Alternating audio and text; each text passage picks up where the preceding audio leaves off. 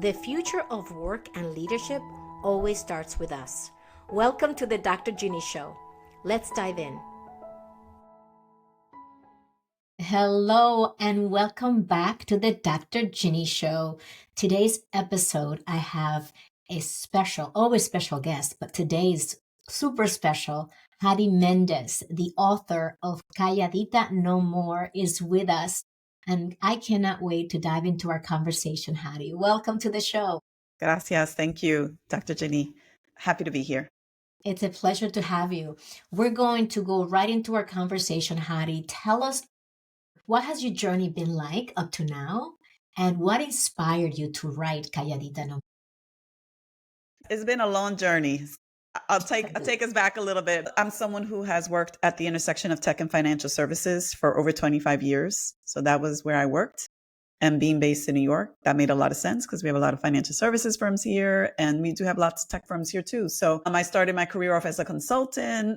I worked my way up the corporate ladder. I was in a bunch of customer facing roles, which I loved because I love working with customers. I'm very extrovertida. So I like being in community with other people, breaking bread, having fun. I find it like a challenge to work with customers and to build relationships. So I really thrived in those roles. But close to the end of my corporate career, I actually switched and I was in HR and I worked as the head of equality at Slack. So that was my last corporate role. I got laid off in 2023 and I decided to start my own business. So, well, that was a big decision. Yes, that was a big decision, but it was kind of driven by the market because I applied for like 1,000 jobs and I got none of them. So I didn't even get one offer in that time. Eran como 9 meses. And I finally said, you know what? I'm going to just bet on me. I'm going to bet on myself. I'm going to bet on this business. I know there's a need here. There's a pain point that I'm going to be able to solve for. And so through Bodhi Speaking, what I mostly focus on is transforming the experience of underestimated people in the workplace. And I partner with companies to do that. Sometimes I serve as a speaker. Sometimes I do workshops. And I even offer advisory services for companies that are either like expanding or launching their ERG programs. And then I also work with individuals. So I do coaching. And next year, I'm thinking of building out a community. The community that I want to build out is based on the readership of my latest book, which you talked about, Calladita No More, which I'm very excited about. It's a memoir. So it's a book about my life in corporate and how I navigate. Many lessons. I navigated lots of difficult situations in the workplace. It's really cool because it has refranes, which I love. So every chapter starts with a different refran. I think it's really honest. It's an honest story. And my life is not perfect. I don't have all the answers, but I share what I know in the hope that it helps somebody. And I say in the book, take what you need, leave the rest. Leave the rest. And refrain is proverbs, sayings that we'd say in Spanish the same way that we have them in English. You said something about when you got so many rejections back in 2023, Hady. And I read something on LinkedIn this morning that said, when you get rejections, it's divine redirection. I think I read the same thing. Did you? I think we both commented. It is so true. Had you not been rejected, had you found another job, we wouldn't be having this conversation. Probably not. I mean, I wanted to start the business. Lo tenía like pendiente, but I didn't have a lot of motivation to do it. Like I was like, well, I got my 9 to 5. Like no apuro, but no rush. Yeah, there was no rush to do it. And then I feel like that was a moment, an inflection point in my journey. And I was like, well, now I'm going to bet on myself. And guess what? I'm going all in. So I'm going to just do it and I'm going to give it everything I got. And it's been a journey. It hasn't been, a uphill thing. It's been peaks and valleys for the last 2.5 years. And we could take these conversations in so many directions. We could talk to entrepreneurs out there looking to start their own business, which we won't today. Our audience today is That's a different podcast. It's a different podcast. It's the individual, the person who is in the trenches, the person that has ambition and who wants to continue to grow, who has aspirations to become part of leadership or who's already in leadership and maybe finding an uphill battle or walls popping up in different places. It's also for the organizations. You and I both support companies who want to help their teams thrive.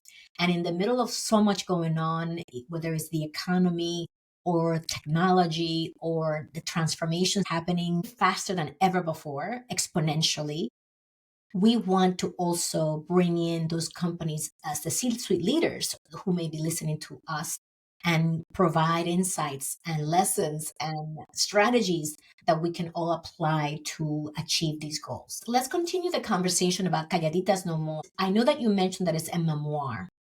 What is it about the book that you believe is insightful for companies and senior leaders who read it? What is the message that you want them to take away from it? I'll back up for just a second and say that I was very intentional about picking the title that I picked, and it's called Calladita No More, My Latina Journey and the Lessons That Shaped Me. So the book is in English, in case anyone's curious. And I would say it's probably like 95% in English. I do like throw in Spanish words here and there for fun. Anybody who speaks both languages is going to like really understand it. And I think anybody who doesn't speak both languages can still gain a lot from the book. Yeah, they'll get it contextually. The book is for everybody. First and foremost for Latinas and women of color, but it's for the people who love us and who work with us and who are in community with us and want to support us and want to see us thrive and want to see us succeed. So the invitation is there for anybody who interacts in any way, shape, or form with a Latina, whether it's at work, it's your neighbor, somebody at church, in the grocery store. I don't know. If there's a Latina in your life, read the book, because you're going to learn what it's like to walk in their shoes. And I think it's going to give you an opportunity to maybe show up a little bit different for that Latina. And I know that I can't speak for everybody, but I know if somebody shows up a little bit different for me, makes me feel more seen, heard, celebrated, and valued and appreciated, it makes a difference for me. Because when I feel that way, when someone sees me and it's like, I love what you bring and so much passion and you're loud and you're fun, but like, I love it. Like that's your superpower. When somebody sees me that way and doesn't see me as too much, it makes a difference in how I show up. And I think that's true for other people too. And I agree with that. Everything you said, and you and I were discussing before we started that everything that you talk about in your book is applicable to other people as well. Yes. Who doesn't want to be seen? Who doesn't want to be accepted for who they are? Who doesn't want to be celebrated for their superpowers? And rather than trying to put us in boxes, let's really accept the beauty and the glory that is each individual when we really open up to the possibilities of people. Yes. And so I believe that there is something for everyone to read. I have had a couple of reviews so far of people that were not in my key demographic. So, you know, I have white friends and I have white guy friends that have read the book, and they're like, and they acknowledge, they're like, the book was not for me, but I liked it. Like it was still cool to read it. It was, I got something out of it. I learned some new things. And, you know, maybe I'm going to show up a little bit differently. So I'm really, you know, grateful for the opportunity to have read it. So I already have like case in point of people validating that, you know, there's something for everyone. I like how you said that. Yes. Based on all the background you have, the extensive corporate background, the consulting background, speaking, building community, what are your top priorities right now, Hady? Yeah, well, for my business, it's funny because you're catching me right as I'm doing business planning. So I was asking myself this question like yesterday, but definitely want to continue to serve as a thought partner to companies that are looking to launch or expand their ERG programs. So to me, ERGs, employee resource groups, they're key to making people feel like they belong and they're included. So belonging and inclusion, which is a big part of employee engagement, for retaining employees, keeping employees, making sure employees are doing their best work, that they're thriving at work. ERGs are a big part of that. So I always want to help with anything that's ERG related, especially right now, because there's a lot of government pushback on DEI. And thankfully, there are still a lot of organizations that are committed to the work of ERGs. And I want to help them, you know, to thrive during this time. I also like speaking to underestimated people and professionals. Anybody who identifies as underestimated. That's almost everybody, by the way. That's a lot of people. Absolutely. And I get paid, you know, to speak at company events or conferences. And I also create a lot of free content on LinkedIn. So I have a bunch of LinkedIn live shows that I do. I have one that is my favorite, Latinas Front and Center, where I create content that spotlights Latinas in a lot of different industries and jobs. And I've had authors, I've had doctors, I've had, you know, marketing people, everybody comes to the show. And I feel like it's an opportunity for people to see us maybe in a different way. And that's really the goal of Latinas Front and Center. And then I'm coaching people, I'm building community. So those are going to be other things that I prioritize, especially as I think about the readers of Calladita No More and what they view as the next step. Do they need help getting unstuck? Do they need help in like being in community and being surrounded by other women, like other chingonas that are like, yeah, man, we're awesome and we're going to step into the power that we already have inside of us. And, sometimes you just need like other people to kind of lift you up because you're not getting that Yes. on a regular basis in the workplace. So you might need a community to help you do that. What are some of the misconceptions that you see people living individually and as organizations as it relates to leadership and leadership development? This is a really important topic. I would say the biggest one for companies is that everyone thinks DEI is dead and that we should move on from like these difficult conversations around equity, belonging, and inclusion. And I would say like the opposite is true. This is the time where we need to have these conversations more than ever, especially in the context of belonging. Organizations that want to stay ahead, they need to be very serious about their commitment to leadership development, belonging, and employee wellness. Like, full stop. The younger generation is not playing. That is fully their expectation. If you want the best talent, you're going to have to prioritize leadership development, belonging, employee wellness. And that kind of includes a lot of different things, but those are broad topics. If you really are serious about, you want to be the best in class company, you want to be one of the best places to work, you want to be an organization that people flock to, you're going to have to get serious about this. And I will say, I work with young people, and I had a college student that I was working with this past summer as a mentor. And she had worked at a local retail company where she lived. And she loved the experience. They made her feel really welcome. They were like, we're going to give you like a permanent offer when you graduate, and we're going to like increase your salary. And we're going to, since you already have this much experience, we're going to give you like a better like opportunity as when you start and all this stuff. Right. And then she got an opportunity to work at a major tech company over the summer. And she actually told the people in her local company, hey, I'm going to take this job at the tech company, but I fully plan to like come back to you at the end, and then kind of we'll see how things play out. She went and worked at the tech company. She hated the culture, hated it. She said everybody there thought they were getting fired the next day. Nobody wanted to help her. Everybody was like on pins and needles. It was a very anxious, competitive environment. Everybody was just trying to like kind of survive. Yeah, they were all in survival mode. And she was like, it was like the worst experience ever. She like reached back out to her like manager at the local company, the retail company, who is not, it's not a tech company. She's a tech person, but she's doing tech work there. It's just not a tech company. Excellent. She was like, I want to work there full time. It made a really big difference. And that is what organizations need to realize. Up until recently, everybody wants to work for fill in the blank. Yes. Google, Amazon, whatever. And now people are like, well, do I? It's great that I got the name on my resume, but I don't know if that's where I see myself long term, if these are cutthroat environments where you always feel like you might lose your job the next day. Not everybody wants to sign up for that. It makes a big difference. And I have a similar experience where I spend my summer between my junior and my senior year of college. I spent it as an intern at Prudential.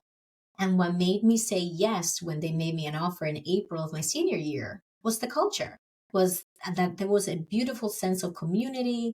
I loved my team. They were supportive. My manager was very psychologically safe. I felt like I could speak up. They were open with me, and I felt so welcomed and supported. And that's why I said yes.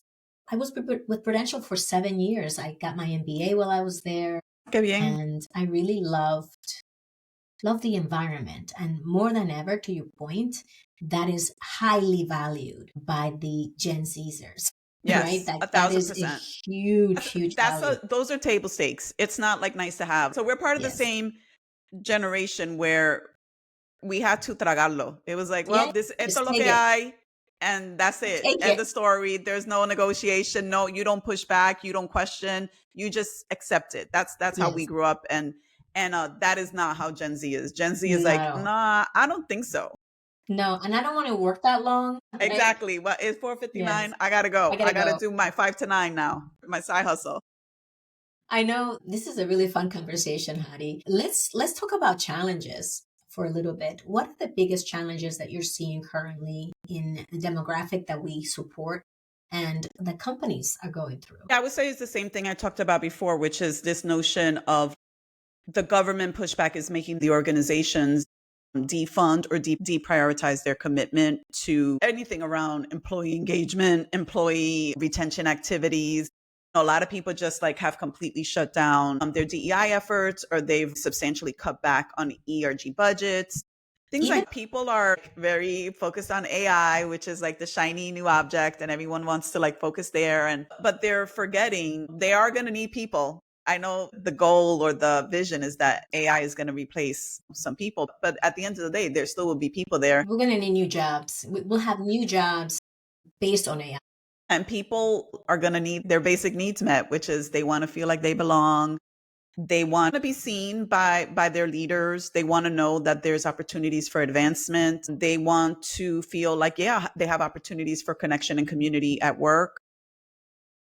And Yeah. contribution. And to have a clear pathway to advancement. Yes. So many times, and I think for you and I, it was like, oh, you're not ready. But like, no one ever gave us the list of things that were going to make us ready. No one ever said, these are the characteristics, the competencies. It was this dark, nebulous thing of you don't have what it takes, but what it takes is very unclear and vague. And that is just not going to fly. People really need a lot of transparency. They're looking for transparency.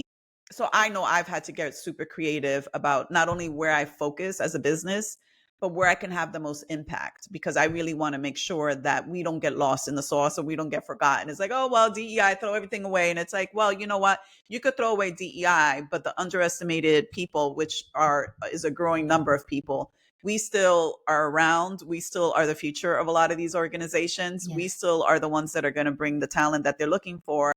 And I want to make sure that we're set up for success. Yes. And as the individual, I would say that we still need to own it.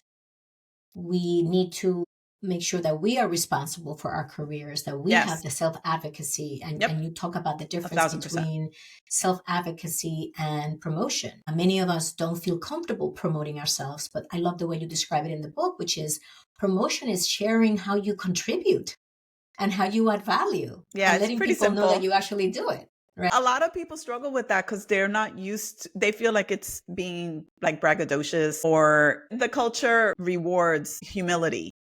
And I'm not about like being annoying with it. Or obnoxious. Yeah, like don't be that way, but just, be factual. These are facts. Right. So the fact is that, I wrote a book and it's become a best-selling book, and I'm really excited about that, and I hope that more people see it and hear about it, and it makes the impact that I'm hoping to make, that it reaches the people that need to hear the message. That's really important to me. Absolutely. So as it relates to the future and the growth demands, where do you see the biggest opportunities for companies and for individuals? For companies, I think preparing leadership in a new and different way is going to be really important. Characteristics such as empathy, vulnerability, flexibility, like those are going to be really important things, which is not what we usually expect from leaders. Because you and I both already confirmed that when we were there, it was more like, we're the authority and we are not to be questioned. That's not what's going to be good for the future. It's about being flexible. We are living in unprecedented times. You can't just go on about your business like everything's fine, because everything is not fine. You need to see what's happening to the people that are working at your company, and the best leaders need to recognize that even though things are hard right now, and they are hard, everybody is struggling right now in some way, shape, or form. The best leaders are going to create spaces where employees can do two things. One is safely share what they need so that they could do their best work, and then being able to come up with ways to deliver on that. So it's like, if employees feel safe enough to ask, like, hey, I need more flexibility, I need to work from home, I need to like be a caretaker, I need to like, I don't know, do stuff for my neighbors because, certain things are happening in my community right now, but I'm still going to be online, and I just need a little bit of flexibility with when I log in or how I show up or whatever the case might be. Listening and then delivering on some of the things that your employees need, or hopefully everything your employees need to thrive. I think that is what's going to make for really good leadership right now. And then, so that's on the company level. And I think on the individual level, because we're going back and forth, on the individual level, you're going to have to be brave and bold, because this is not the time to be sitting on the sidelines, keeping your fingers crossed, hoping people notice or can read your mind. You're going to have to say what you need. You're going to have to say, hey, this is this is not working. So come with solutions too. So A, be brave Absolutely. and talk about what's not working, and then come with those solutions and say, hey, this is what I think is going to work best for everybody. Here's what I've been noticing, and here's some ways that I think we can tackle that. And that's how you can rise above everything. You want to stand out. You want to be someone who's identified and tapped for future leadership opportunities. Be that person who's not afraid to speak up, advocate for yourself, and advocate for other team members too. That's the other thing about being a leader, is not just about you, it's about everybody. So you got to stand up and talk for yourself, and then find out what other people need too, and be making sure you're also advocating on behalf of others. I couldn't agree more, Hady. And the part about owning your voice and using it from a place of how do I make improvements? How do I make things better? Not only for myself, but for all of us and for the team. As a Exactly. leader, that's going to be very powerful. The responsibility that we have as leaders goes beyond the self and goes to the community and to others. And so the more that we can get clear on the value we bring and be able to voice that in a way that is constructive, and then support others around us in also learning how to do that and mentor and guiding them, supporting them, coaching them. What I experienced with my leaders was that when they did that with me, they role modeled for me what it looks like. And I was then able to do it with my team. And I Exactly. wasn't right. And Yeah, you're showing people what good looks like. yes. And we weren't always there. We were learning ourselves, because I remember when I became a manager, I was a very tough manager to work for, because I thought everything was coming through me and this was a reflection of my work. So I had to make sure that the quality was high, and I was a pain in the neck. And my early teams could probably tell you that. And then you learn over time to be more flexible and be more supportive and be Yeah. more of a coach. You realize over a través del tiempo that you look good when your team shines, because it's Absolutely. everybody is doing the work. So it's like when they all shine, and then that's a sign of a good leader. And that's a lesson that I had to learn too. And I would agree that I struggled a little bit finding my footing, because I was like doing top down, and then I realized that I'm going to talk about the vision, and then y'all tell me how you're going to get us there. So that's Exactly. I think the job of the leader is to provide the vision. This is what we want to be. We want to be an amazing team. We want to be a team that people like want to be like. We want to be a team that gets stuff done. We That want to be a people want to team work with. that's innovative, that's doing interesting work, that's breaking the mold, doing things differently.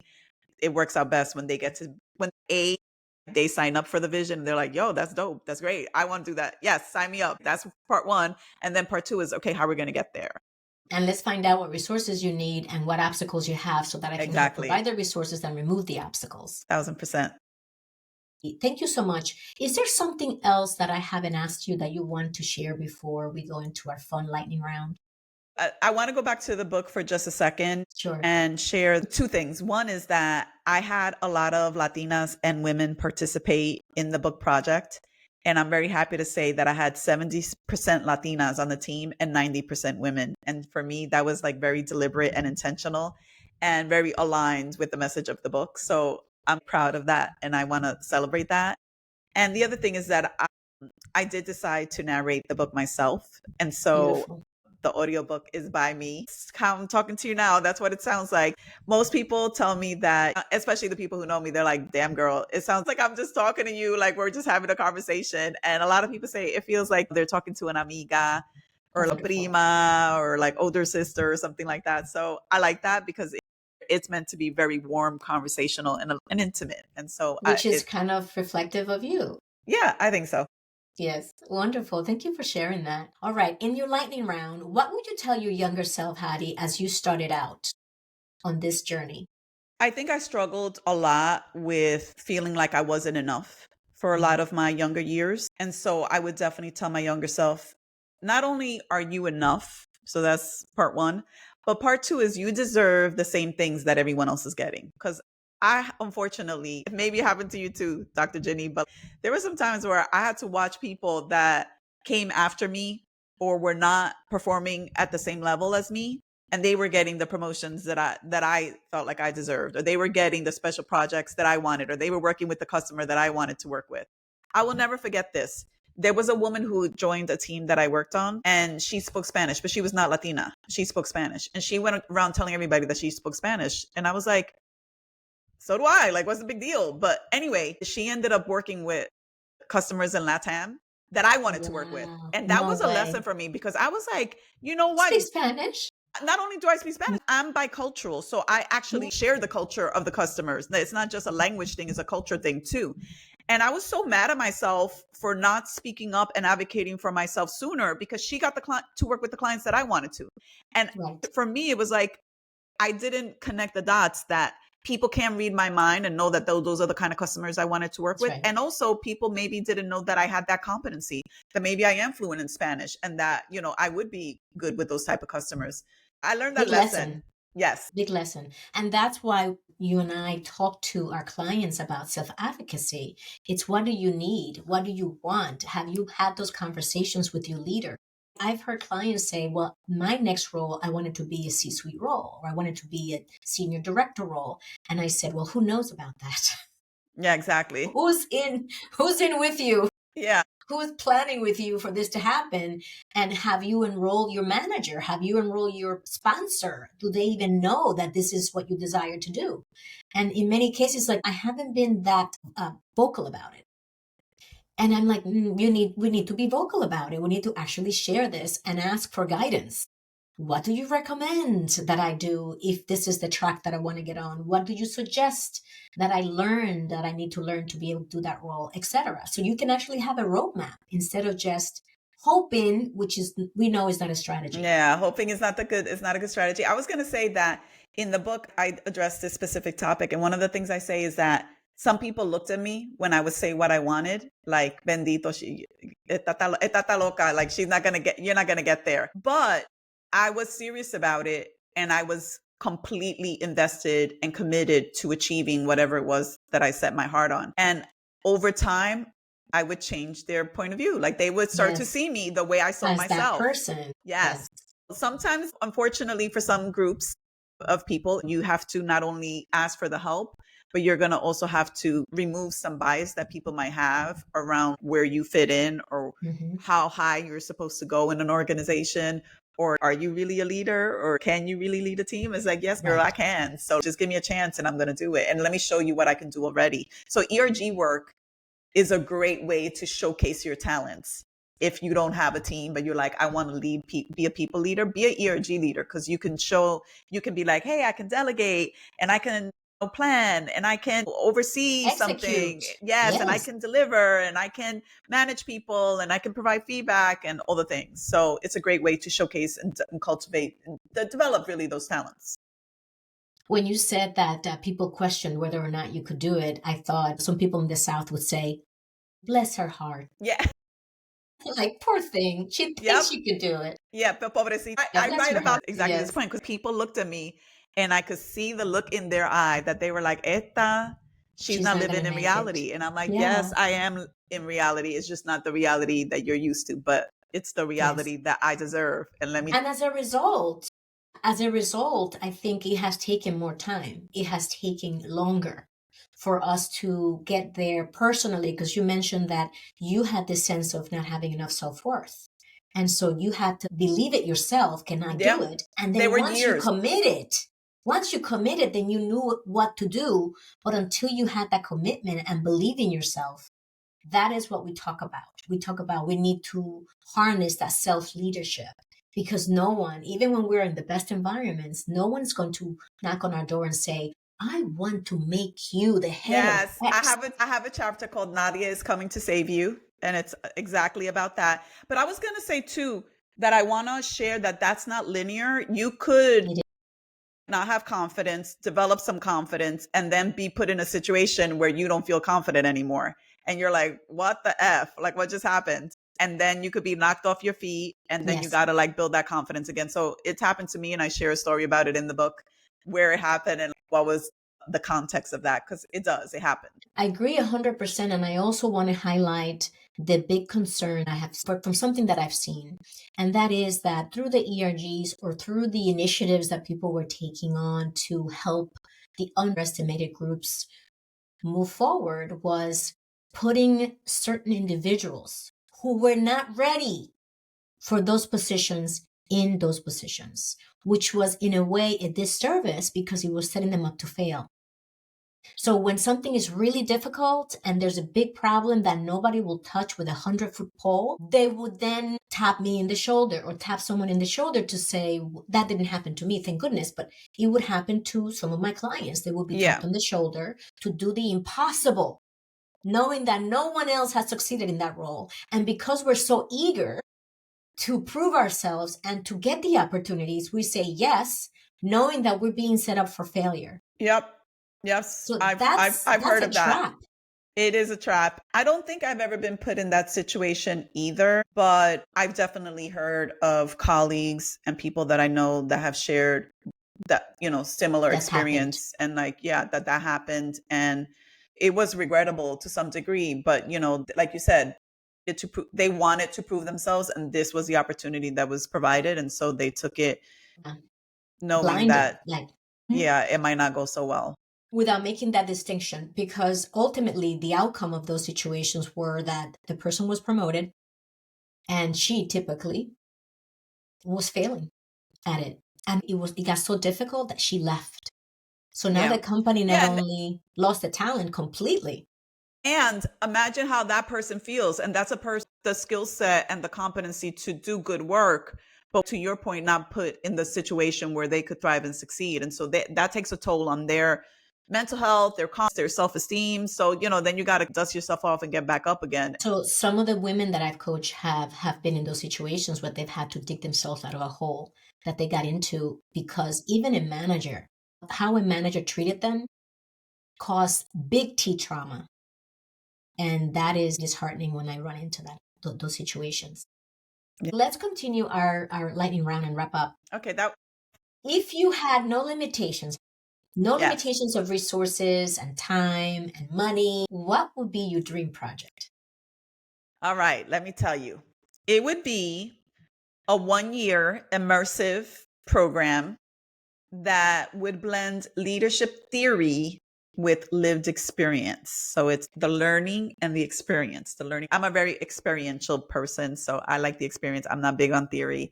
I'm like, what does that feel like? Let's do it. So the participants would travel, they would attend retreats, and they would be intimate settings where they could connect with other people. And all of it would be designed to stretch their perspective, to stretch their comfort zone, to stretch their growth edges, just to really get to the point where they could maybe learn and experience something new.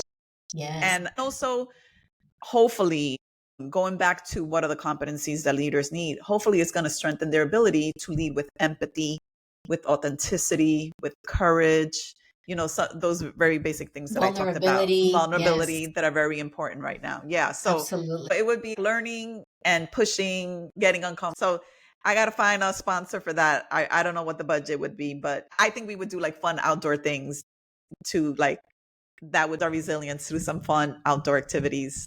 That's a beautiful vision. And when you started to describe it's 1 year immersive, I'm like, that's what we're doing at Elevate. So we got to talk. We have to talk. Last one. What is the best piece of advice you've ever received, Hady? It was from a manager in my very first job when I was a consultant. And I remember I was working late and she was like, how's it going? Which was a very good question for her to ask me. And I was about 22. It was the only time I cried at work. And I was like, I'm working 12, 14-hour days and I don't feel like I'm getting anything done. And she was probing a little bit. And then at the end, the advice she gave me, never forgot it. This is 30 years later. She was like, just make sure you understand why you're being asked to do something, the context of what the task is for, and then find the way to add value. So say, oh, how are you going to use this report? Or how are you going to use this data? Or how are you going to use fill in the blank? And then be like, okay, now that I know how it's going to be used, I'm going to make it even better. So find the way to add value and make things better, improve things, find the way to do that. And I follow that advice. That's great advice. And that's my MO too. I need to know why. Why am I doing this? Why is this important? Yes. And that helps so much. Yeah. Thank you so much, Hady Mendez. It was so fun to have you here at the Dr. Ginny Show. Are there any last words you want to share with our beautiful audience before we say goodbye today? I hope y'all will find me on LinkedIn or Instagram or visit my website, calladitanomore.com, and learn more about my book and the work that I'm doing. Feel free to reach out, drop me a note, say hi, especially if you've read the book. I would love to hear what you think of it. Yay. We're going to put all your contact information in the show notes. So all of you can go and find Calladita No More and read it for yourself. Give it away for the holidays. Yes. Hady, I'm so proud of you, all that you have done, the impact that you're having in the world, and how you are owning your voice. And by being you, you're giving us permission to be ourselves. So thank you so much for being Amen. part of the Dr. Ginny Show. Yeah. And to everyone who joined us today, thank you for taking the time to listen. I hope that this episode served you. And if it did, please share it with your community and your colleagues. And until next time, we'll see you then. Bye, everyone. Live with purpose, lead with joy.